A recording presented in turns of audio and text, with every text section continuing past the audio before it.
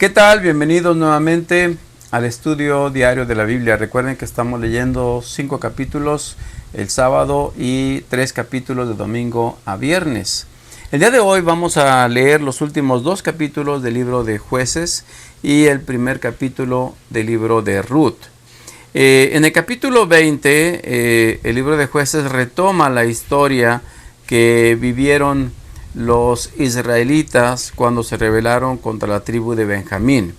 Ustedes recordarán que el levita, a quien su esposa fue abusada, cuando llegó a su casa, dice el relato que tomó a su esposa, que había sido abusada y que había muerto por consecuencia del abuso, y dice el relato que la cortó en 12 pedazos y empezó y mandó a cada una de las tribus un pedazo de su mujer, de su concubina.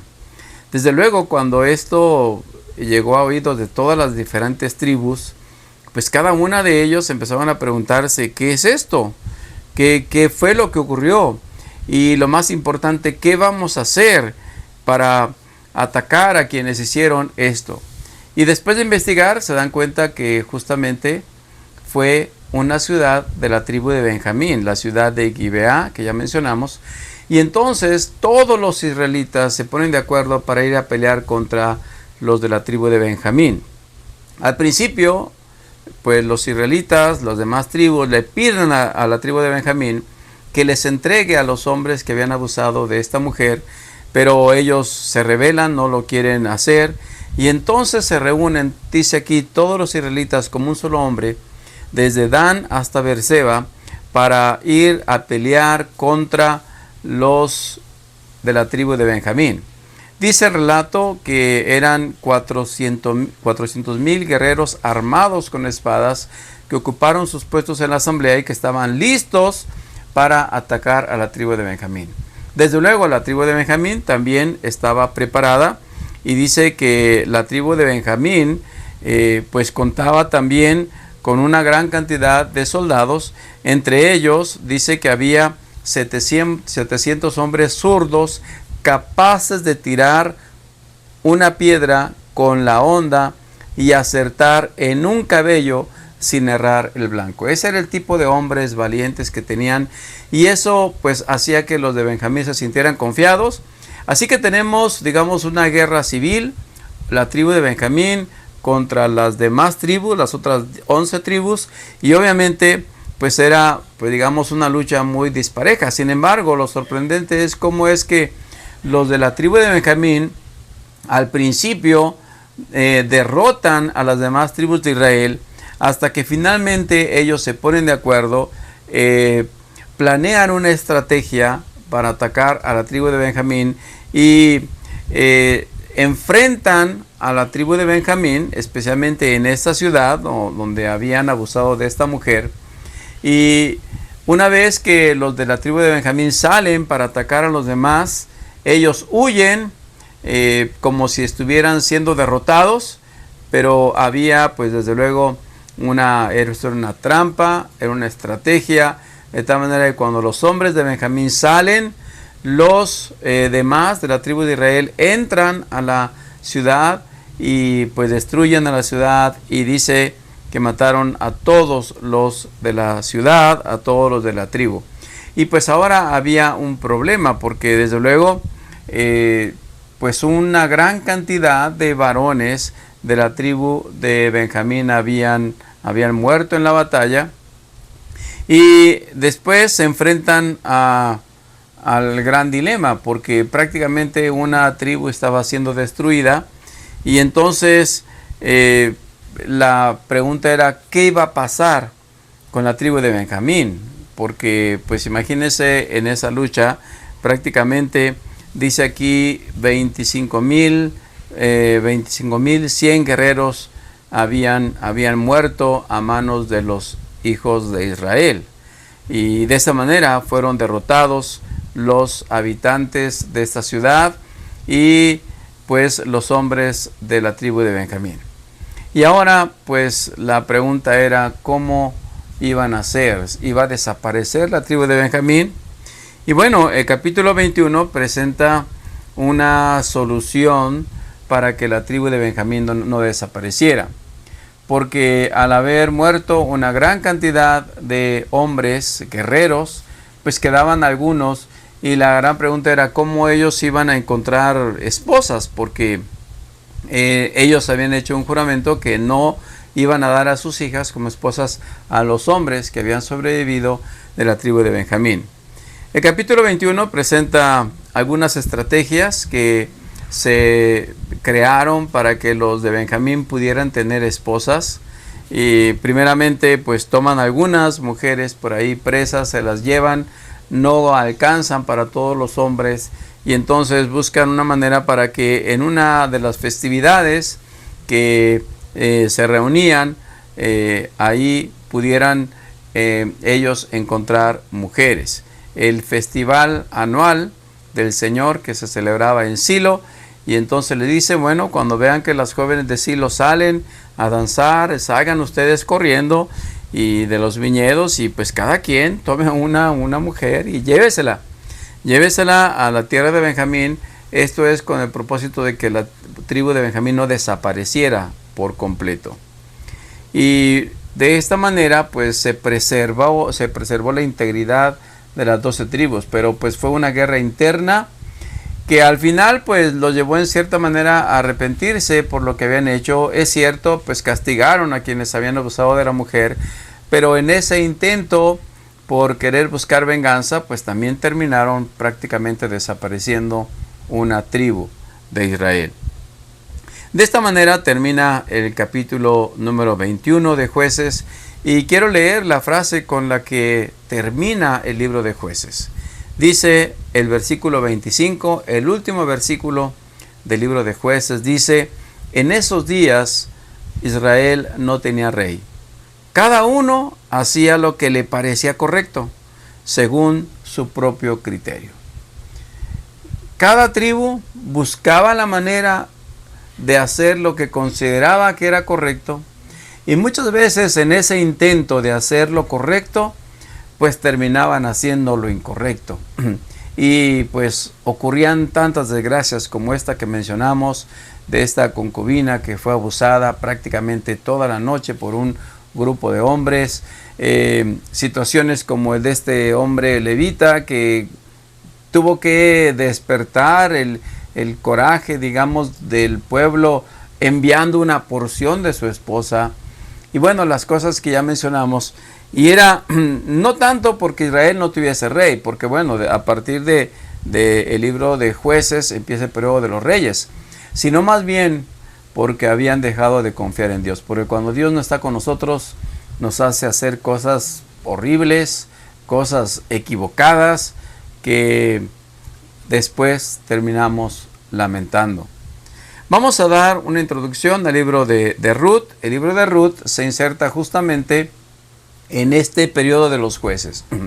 Más o menos se ubica al final del periodo de los jueces, porque después del libro de Ruth empieza el periodo de los reyes, de Primera de Reyes, bueno, Primera de Samuel y después Primera de Reyes, y estaremos estudiando después de Ruth al último juez de Israel, que fue Samuel.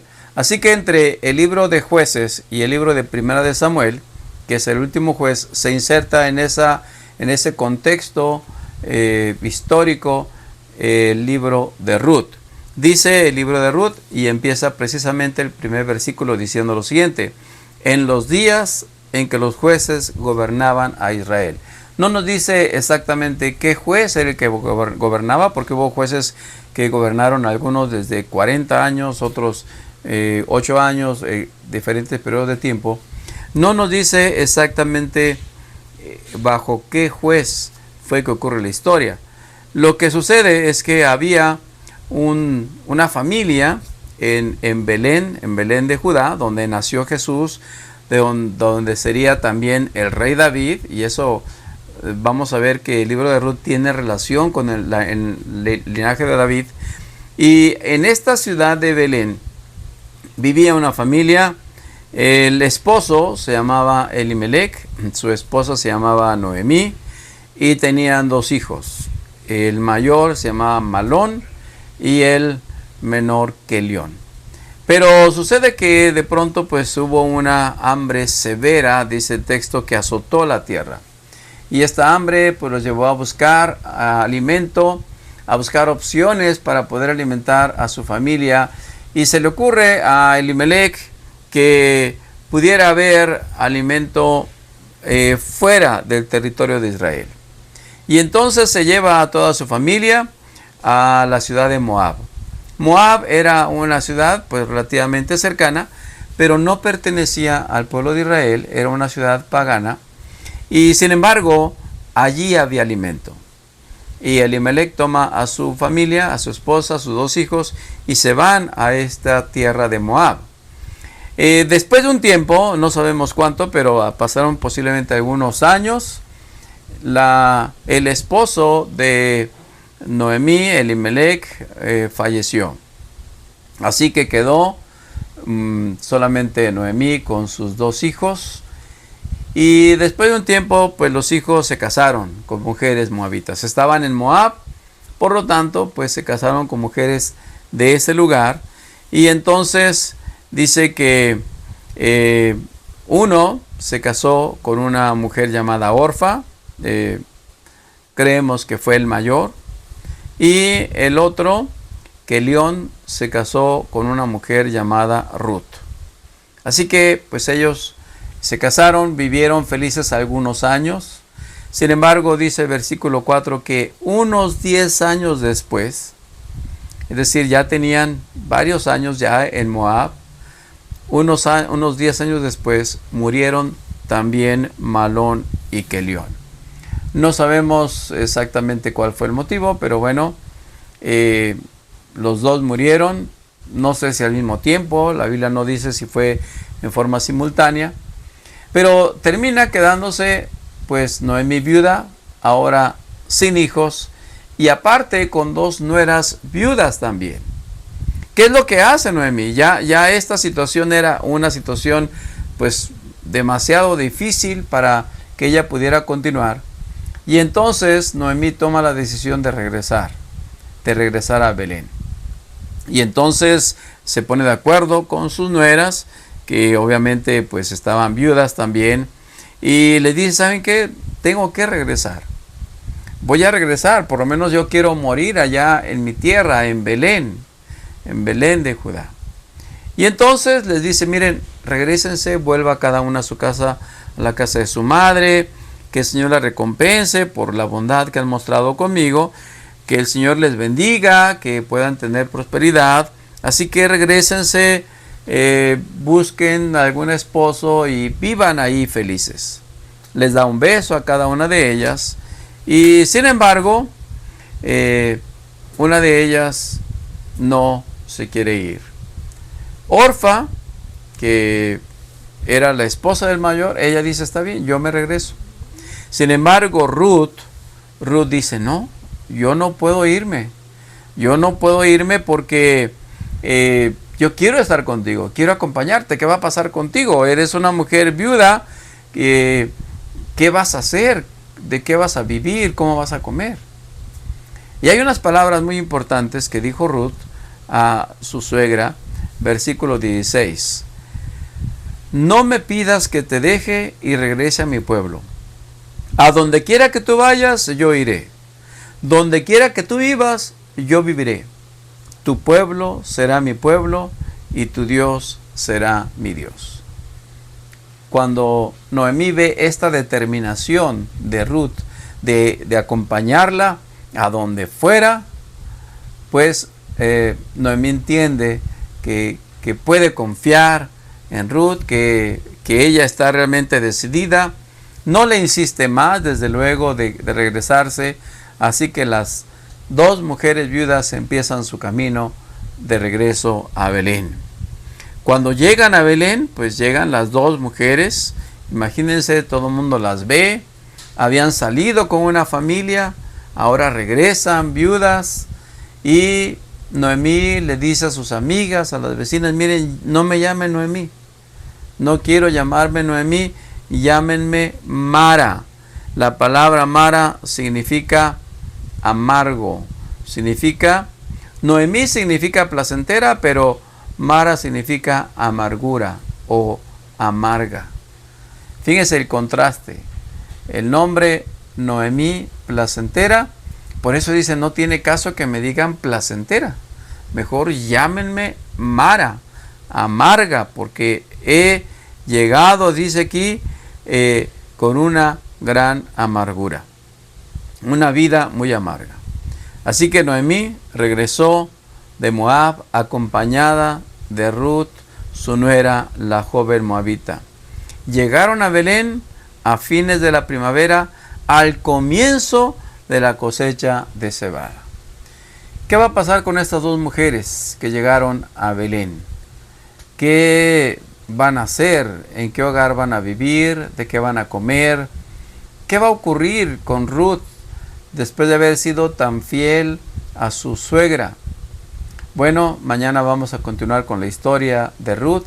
Mañana leeremos el capítulo 2, 3 y 4 y prácticamente terminamos el libro de Ruth. Es un libro muy corto, pero que tiene un gran mensaje. Que Dios les bendiga, que sigan leyendo su Biblia, que no olviden dedicar cada día un momento para escuchar la palabra de Dios. Que tengan un excelente día.